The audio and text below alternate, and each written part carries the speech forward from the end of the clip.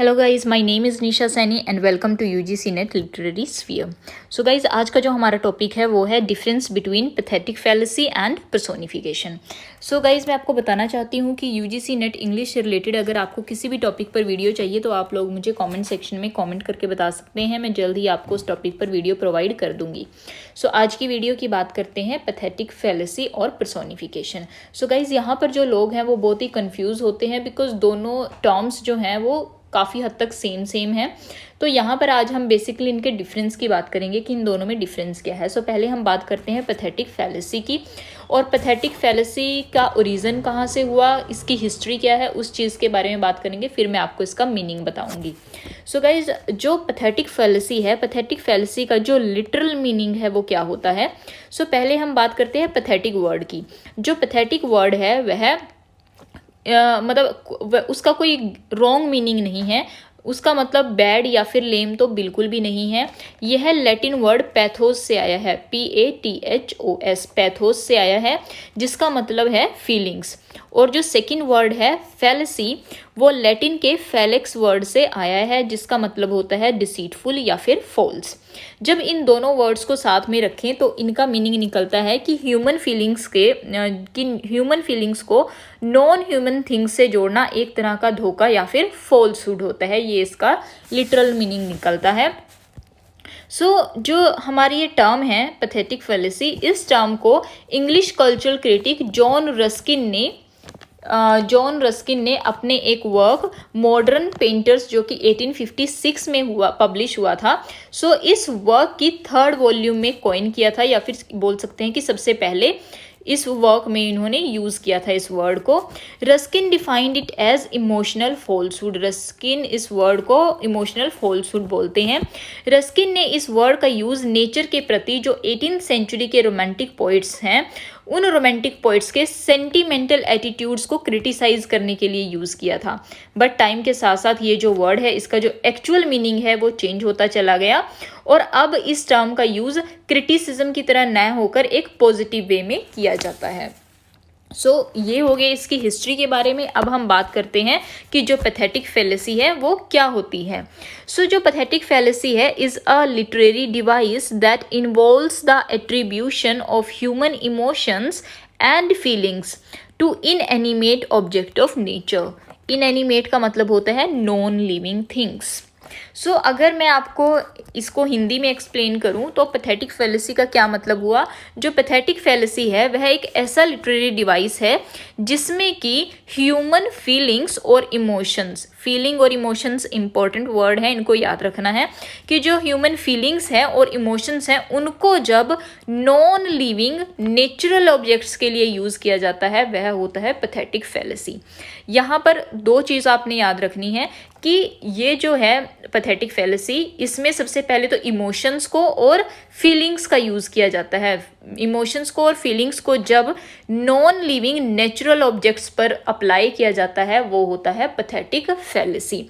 और ये natural object, non living natural object कौन कौन से हैं, इनका एग्जाम्पल मैं आपको देती हूँ। जैसे कि क्लाउड्स हो गए, जो क्लाउड्स हैं वो हमारा नॉन लिविंग नेचुरल ऑब्जेक्ट है। उसके बाद एयर है, एयर भी एक नॉन लिविंग और ये नेचुरल ऑब्जेक्ट है। इसी तरह लीव्स हो गए या फिर रॉक्स, ये सब हमारे क्या है, नेचुरल ऑब्जेक्ट हैं, बट ये लिविंग ना होकर क्या है, नॉन लिविंग है। जब इन सब ऑब्जेक्ट्स के ऊपर हम इमोशंस को या फिर फीलिंग्स को अप्लाई करते हैं, ह्यूमन इमोशन को और फीलिंग्स को अप्लाई करने की कोशिश करते हैं, वही पैथेटिक फैलेसी कहलाता है। इसके कुछ एग्जाम्पल्स भी हैं मेरे पास, वो भी मैं आपके साथ डिस्कस करती हूँ। सबसे पहला एग्जाम्पल क्या है, क्लाउड्स सीम सलन। तो सलन का मतलब क्या होता है, उदास, कि जो क्लाउड्स हैं वो उदास लग रहे हैं। तो एक बात देखो आप कि जो क्लाउड्स हैं वो उदास कैसे लग सकते हैं, बिकॉज जो उदास है ये एक इमोशन है, ये एक फीलिंग है जो कि ह्यूमन बींग्स का इमोशंस है। ह्यूमन बींग्स हैं वही उदास होते हैं, वही हैप्पी फील करते हैं, क्लाउड्स थोड़ी ना करते हैं। जो क्लाउड्स है, सबसे पहले आपने देखना है कि ये एक नेचुरल ऑब्जेक्ट है।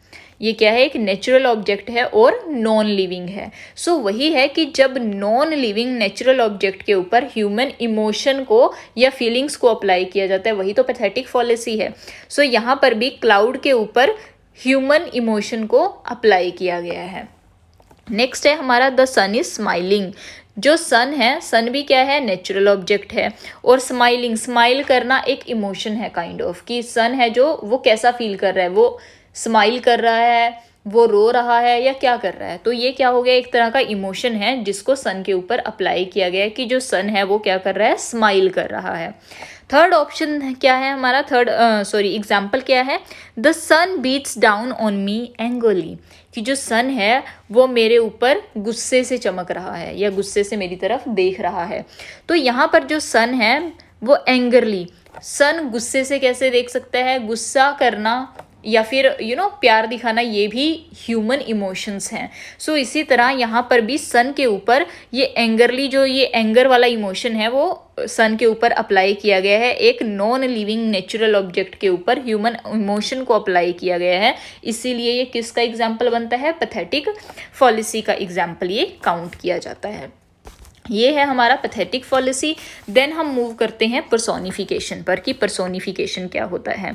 तो अगर बात करें पर्सोनिफिकेशन की, तो personification is a literary device that basically involves the attribution of any human quality, action और attributes to non human things. मतलब क्या हुआ कि जो पर्सोनिफिकेशन है वह एक ऐसा लिटरेरी डिवाइस है जिसमें कि human qualities, characteristics, action and attributes को नॉन ह्यूमन थिंग्स के लिए यूज़ किया जाता है।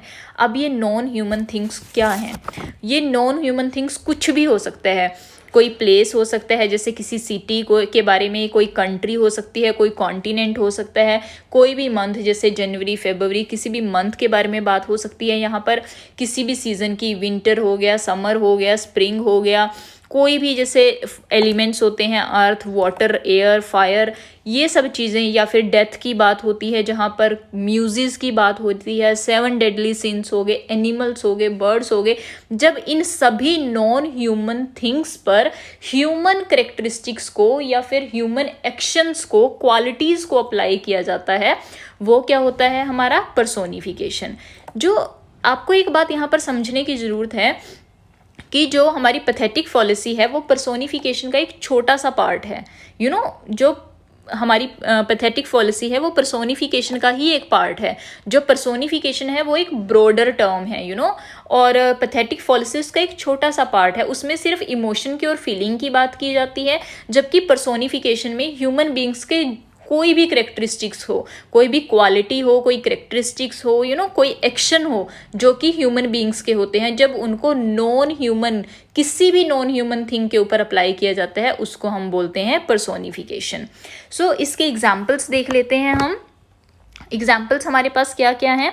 The wind played hide and seek among the tree, कि जो हवा है, विंड है, प्लेड वो खेल रही है, क्या खेल रही है, हाइड एंड सीक खेल रही है ट्रीज के बीच में। अब आप एक बात देखो कि जो विंड है, जो हवा है, क्या वो कभी हाइड एंड सीक खेल सकती है? हाइड एंड सीक खेलना, कोई भी चीज़ गेम खेलना, कुछ भी करना, ये ह्यूमन बींग्स के करेक्टरिस्टिक्स हैं। तो यहाँ पर जो विंड है, विंड के ऊपर क्या किया गया है, ह्यूमन करेक्टरिस्टिक्स को अप्लाई किया गया है, ह्यूमन एक्शन को अप्लाई किया गया है। तो इसीलिए ये क्या बन गया, हमारा पर्सोनिफिकेशन का एग्जाम्पल बन गया। यहाँ पर जो विंड है वो पेड्स के बीच में, पेड़ के बीच में क्या कर रही है, ट्रीज के बीच में क्या कर रही है, हाइड एंड सीक खेल रही है। नेक्स्ट एग्जाम्पल क्या है, the rat is talking to me, जो रैट है वो मेरे से बात कर रहा है। तो बात करना क्या है, ह्यूमन बींग्स का एक्शन है, ह्यूमन बींग्स बात करते हैं, कोई रैट तो कभी बात करता ही नहीं है। सो इसीलिए यहाँ पर भी क्या किया गया है, रैट के ऊपर ह्यूमन एक्शन को अप्लाई किया गया है, ह्यूमन करेक्टरिस्टिक को अप्लाई किया गया है। इसीलिए ये क्या हो गया, हमारा पर्सोनिफिकेशन हो गया। इसको हम पैथेटिक फॉलिसी में क्यों काउंट नहीं करेंगे, बिकॉज यहाँ पर किसी इमोशन की बात नहीं हो रही। जो टॉकिंग है, बात करना है, वो कोई इमोशन नहीं है, वो एक एक्शन है। इसीलिए ये पर्सोनिफिकेशन है, पैथेटिक फॉलिसी नहीं है। बिकॉज पैथेटिक फॉलिसी में सिर्फ इमोशन की बात होती है, फीलिंग की बात होती है। थर्ड एग्जाम्पल भी क्या है, the sparrow is singing allowed, कि जो स्पैरो है वह ऊंचा गा रही है। गाना भी क्या है, ह्यूमन बींग्स का एक्शन है, करेक्टरिस्टिक्स है, उनकी क्वालिटी है। तो जब ह्यूमन बींग की किसी भी क्वालिटी को बर्ड्स के ऊपर या किसी नॉन ह्यूमन थिंग्स के ऊपर अप्लाई किया जाता है, तो वो पर्सोनिफिकेशन का एग्जाम्पल हो जाता है। स्पैरो ये जो है ये पैथेटिक फॉलिसी का एग्जाम्पल क्यों नहीं है? क्योंकि पैथेटिक फॉलिसी में अगेन वही इमोशन की बात होती है, ना कि एक्शन की या करेक्टरिस्टिक्स की बात होती है। मेरे को उम्मीद है कि आपको ये चीज़ समझ आई होगी अभी तक की। तो यहाँ पर अब क्वेश्चन ये आता है कि जो राइटर्स हैं या जो पोइट्स हैं वो इस टर्म को यूज़ क्यों करते हैं? तो जो पैथेटिक फैलेसी है या पर्सोनिफिकेशन है उसको इसलिए यूज़ किया जाता है ताकि जो रीडर है, रीडर के अंदर स्पेसिफिक मूड को, फीलिंग्स को या फिर इमोशंस को पैदा किया जा सके और रीडर राइटर द्वारा कन्वे किए जा रहे मैसेज को अच्छे से समझ सके और उससे रिलेट फील कर सके। इसीलिए जो राइटर्स हैं वो अपने वर्क में पर्सोनिफिकेशन या पैथेटिक फैलेसी का यूज़ करते हैं। सो गाइज, आज की वीडियो में इतना ही। I hope you like this video and you understand everything whatever I have tried to explain you, but still if you have any doubt, any question, you can ask me in the comment section below. And guys, if you like the video, please don't forget to like, share and subscribe. Thank you so much for watching the video, guys.